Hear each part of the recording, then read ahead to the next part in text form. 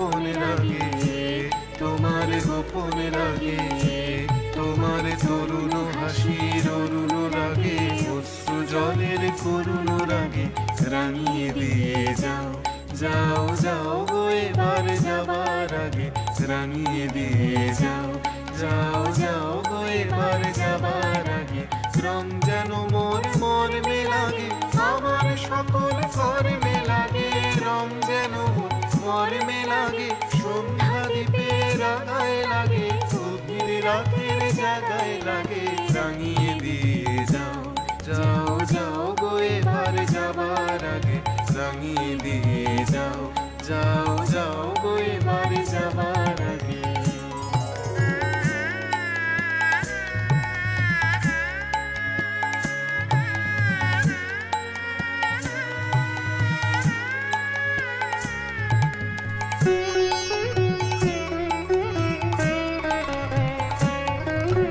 যাবার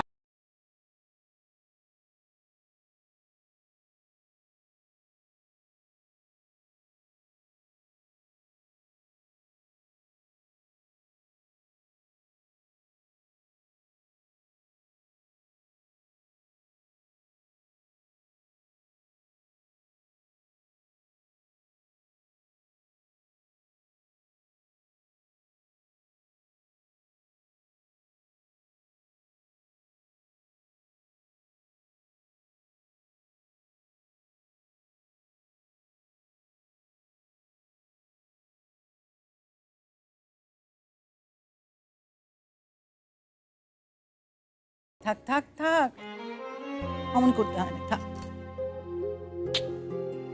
শিমুল, শিমুল, এটা এটা বোধহয় আমার জীবনের শেষ রঙের উৎসব। তুমি আমাকে একটু রং দিয়ে দেবে?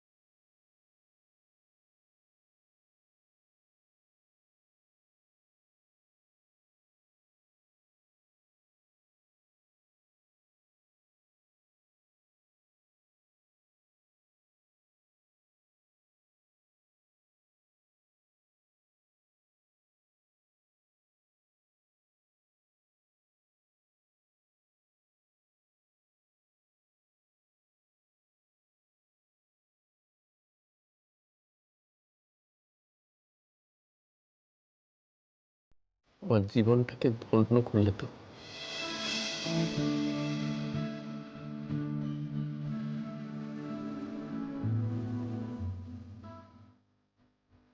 ভাই ভাই, তো বউ যখন তোকে নিরাতে রং লাগিয়ে দিচ্ছে, তার মানে তোর থেকে সব রাগ চলে গেছে শিমুলের।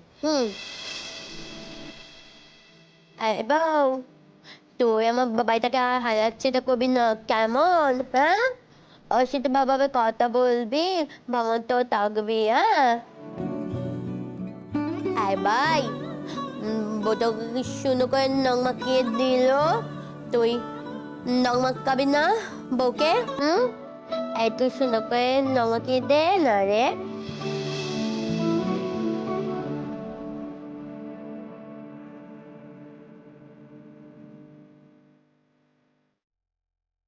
বউ, বউ, আমি বলছিলাম একটু দে না রে, আমার বাড়িটা ভালো হয়ে গেছে, একটু রংমার কাছে দে না রে ওকে।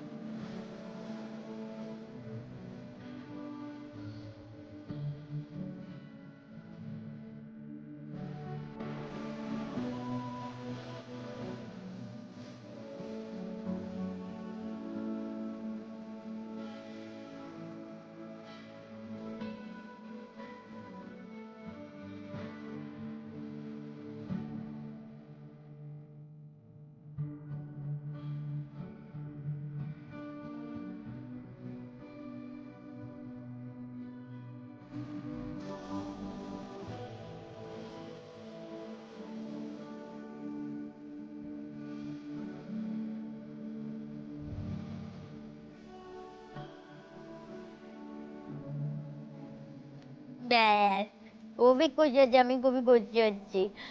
শিমুল, তুই এখন থেকে এবার বেবিটাই থাকবি, হ্যাঁ? আর তোর যে বেটা ভেঙে গেছে না, সেই বেটা তোরা ভাইয়ের আবার বের হবে, ঠিক আছে? কি গো মা, বলো? হবে না, হবে না? শিমুলের সাথে বাইরে বের আর একবার। বলিও কি কথা পুতুল, তুই আমায় জিজ্ঞেস করছো মা? ভগবান জানেন, এর চেয়ে আনন্দের খবর, এর চেয়ে শান্তির খবর আমার কাছে আর কি হতে পারে মা? আর কিচ্ছু নেই। ঠিক কথা একদম।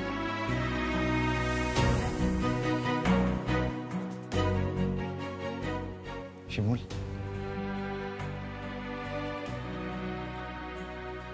এইটুকু দিতে পারবে না? তুমি তো কৃপণ, একটা মৃত্যু পথযাত্রী ছেলেকে এটুকু দিতে পারবে না?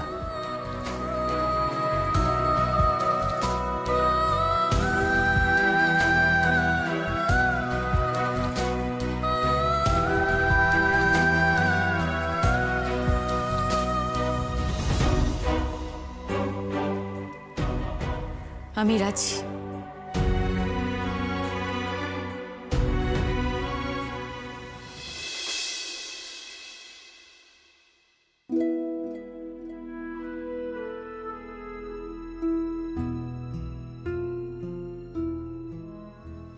ঘুমিয়ে পড়েছ?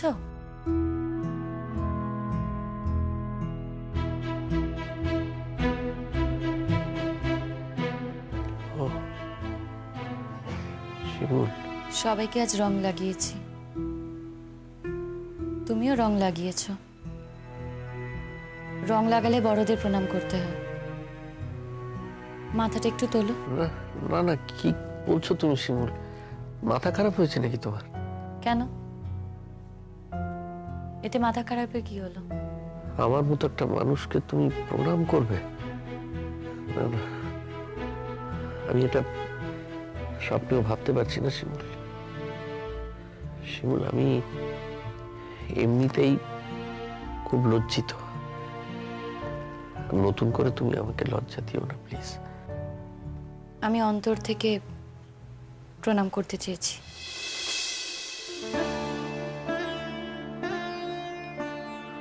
তোমার ভালো হোক শিমুল, খুব ভালো থাকো তুমি।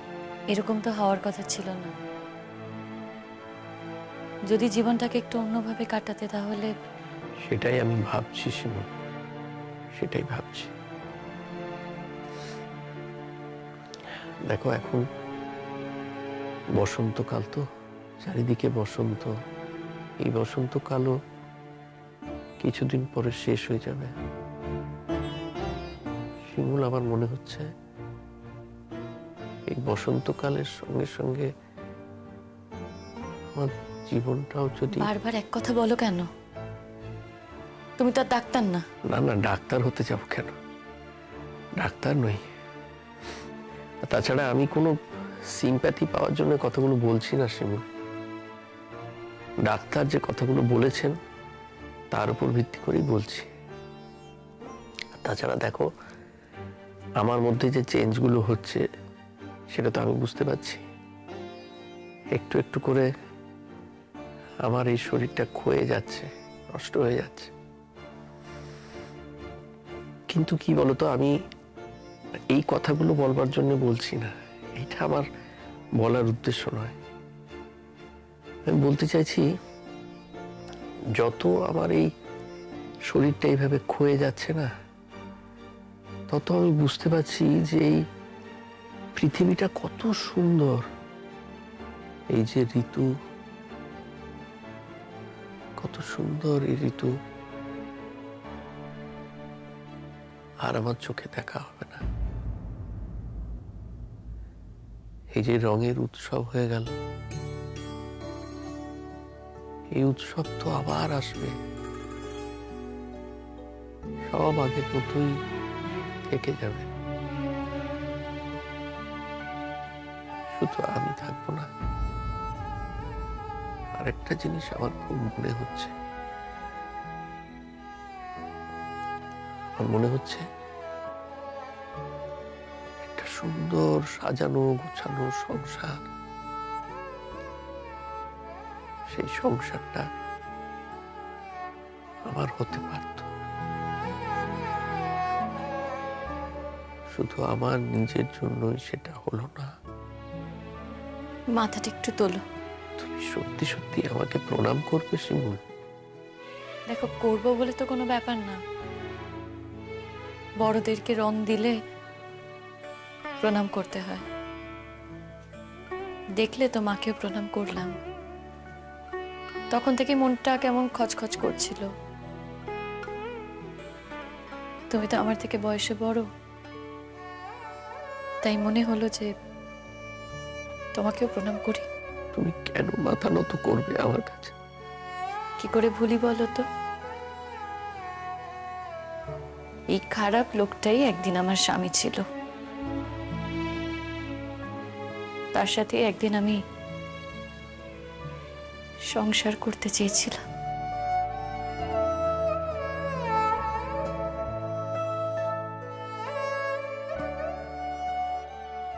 কি হলো? কাঁদছো কেন? এই চোখের জল ফেলার আর কোনো মানে হয় না। যে সময়টা জীবন থেকে চলে যায় না, সেটা আর কখনো ফিরে আসে না। ঠিকই বলেছো তুমি শিমুল।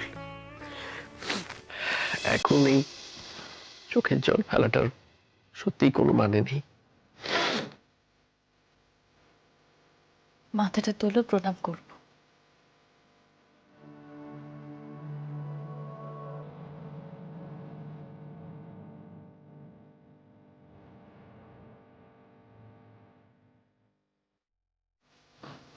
আস্তে আস্তে আস্তে উঠো, সোজা করো মাথাটা, আস্তে।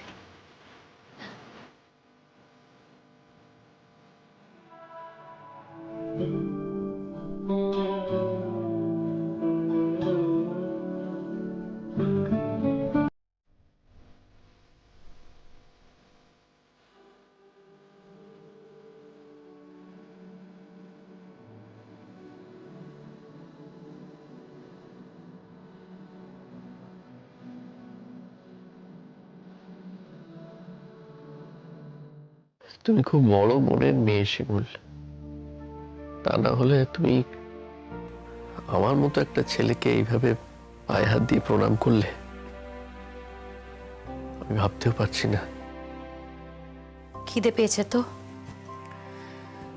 বলছি আজ কিন্তু একটু খাবার পেতে দেরি হবে। সবাই এসেছে তো? খিদে না, আমার আর এখন খিদে তৃষ্ণা এগুলো কিছুই পায় না শিমুল। তা বললে কি করে হয়?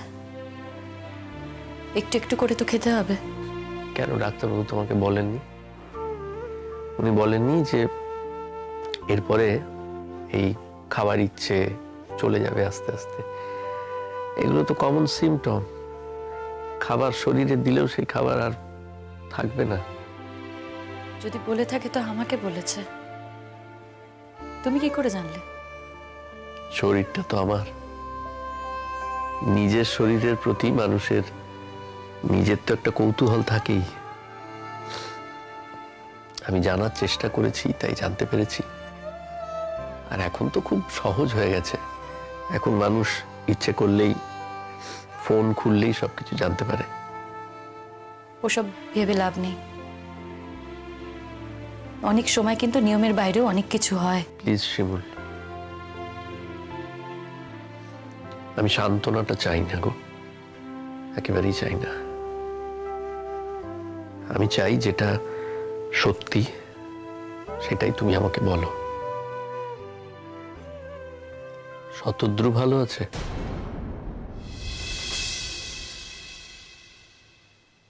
হঠাৎ?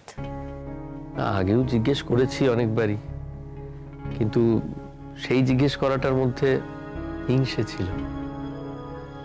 এখন আর কোনো হিংসে নেই গো।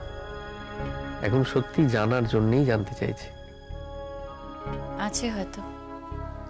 দেখো শিমুল, তুমি এই বাড়ির কথা ভাবতে গিয়ে শতদ্রুকে অবহেলা করো না। আসলে আমি ওকে যতটুকু চিনেছি, বুঝেছি, ও না খুব অভিমানী ছেলে। ওকে অ্যাটেনশন ঠিক মতো না দিলে ও খুব কষ্ট হয়। আমাদের বাড়ির কথা বেশি করে ভাবতে গিয়ে তুমি আবার ওর সঙ্গে মিসআন্ডারস্ট্যান্ডিং করো না প্লিজ। এই পৃথিবীতে ওর মতো করে তোমাকে কেউই ভালোবাসবে না। তোমার কি আর অন্য কোনো কথা বলার আছে? আমি জানি শতদ্রুর কথা আমার মুখে শুনলে তোমার খারাপ লাগে, তবু আমি বলছি, এই কথাটা উঠলো তাই। শতদ্রু ফিরে গেছে।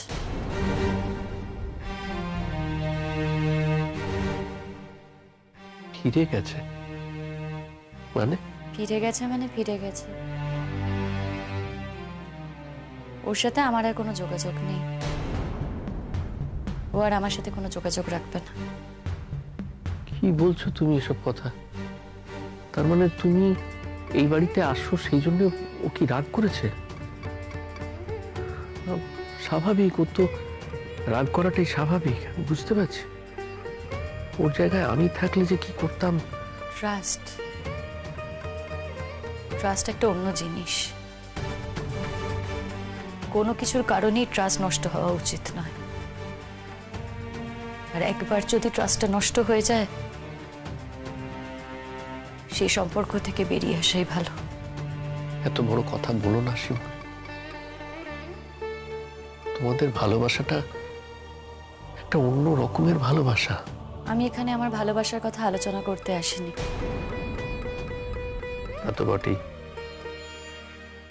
শিমুল, তুমি কিছু বললে না তো ওই ব্যাপারটা? কি ব্যাপারে? ওই চাকরিটা তুমি কিছু ভেবেছো? ভেবেছি। ভেবেছো? কই তুমি আমাকে কিছু বলনি তো। ও, বুঝতে পেরেছি। তার মানে তুমি চাকরিটা করবে না, তাই তো?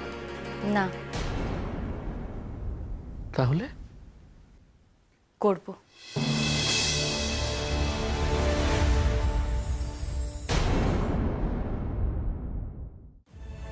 করবে? তুমি চাকরিটা করবে শিমুল? তুমি সত্যি করে বলো, তুমি চাকরিটা করবে? বললাম তো করব। কিন্তু তাহলে যে তার আগে জানি। তুমি ভেবো না শিমুল, ভেবো না। খুব অল্প দিনের জন্য, মানে এই ধরো একটা মাসের জন্য, এই কটা দিন আমি নিশ্চয়ই বেঁচে থাকবো। এই কাজটা না হওয়া পর্যন্ত আমাকে যে বেঁচে থাকতেই হবে শিমুল। কোন কাজ? এই যে আমার সঙ্গে বিয়ে এবং তারপরে আমার সঙ্গে ডিভোর্স।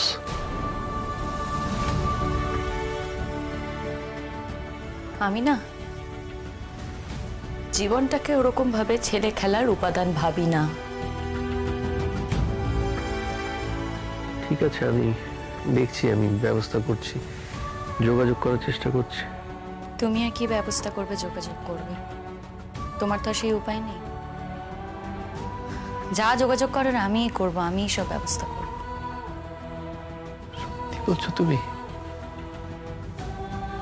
সত্যি বলছো শিমুল? এত আনন্দ হওয়ার কি আছে তোমার? তুমি তো বলেছো আমি যাতে চাকরির জন্য তোমাকে বিয়েটা করি। হ্যাঁ, সেটাই শিমুল, ঠিকই বলেছো। তবু তুমি যে রাজি হয়েছো এই প্রস্তাবে, এটার জন্যই আমি তোমার কাছে কৃতজ্ঞ। আমি তো তোমাকে সারা জীবনে কিছু দিতে পারিনি, শুধু অপমান দিয়েছি, অত্যাচার করে গেছি। অন্তত এমন একটা কিছু দিয়ে যেতে চাই তোমায়, যা তোমার সঙ্গে সারাটা জীবন থাকবে, আর তার সঙ্গে আমিও স্মৃতির মতো লেগে থাকবো তোমার মনে।